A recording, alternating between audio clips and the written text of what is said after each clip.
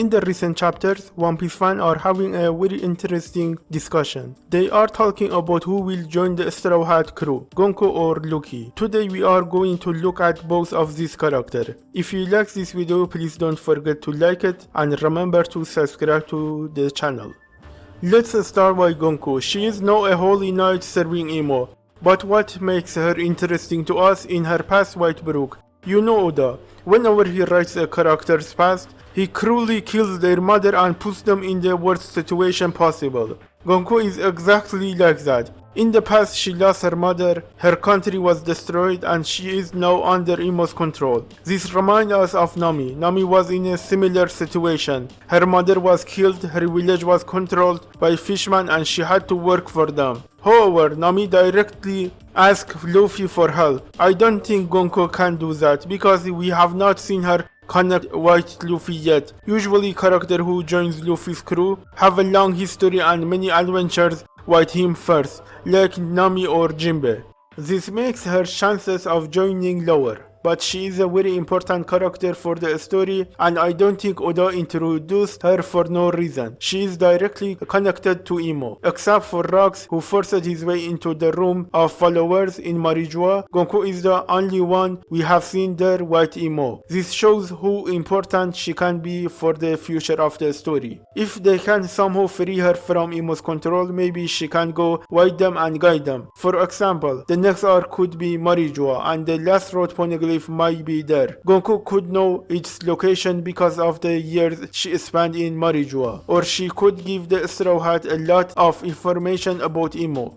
Another thing that makes her joining more likely is that she knows Brook. There is no logical reason for Oda to introduce her now and not show her in the future. That would be silly. Why would he introduce a character with such a painful past at the peak of one of One Piece's most exciting arcs and makes her share a past with one of the main characters if he is not going to use her later? I think she will have more adventures with the Straw Hat. But I don't think she will become an official crew member. I think she will just travel with them up to Marijua.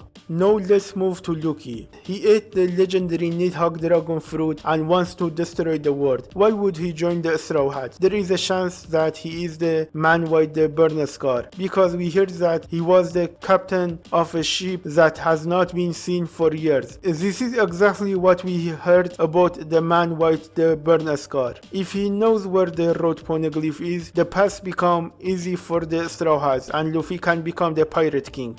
Another point that increases this chance is that Luffy himself asked him to join the crew, but there is a huge problem. He cannot fit inside the ship, which makes his joining very unlikely. However, I think the giants have a medicine that can make them small temporarily or make normal humans big. This is the only reason that can explain the relationship between Ripley and Gabon. If such a medicine exists, I think Loki's chances of traveling with Luffy become higher. But it is much more likely that he will just form an alliance with Luffy for a shared goal, like Law did. Loki is a very powerful character and I don't think he wants to work under Luffy. Another possibility is that he joins Hyrodin's group because he can fit in their ship, making him an indirect follower of Luffy, but I think this chance is low too. Also, we had characters like Yamato before. We accepted Yamato to join Luffy, and all the signs said Yamato would be a Straw Hat. But in the end, something else happened.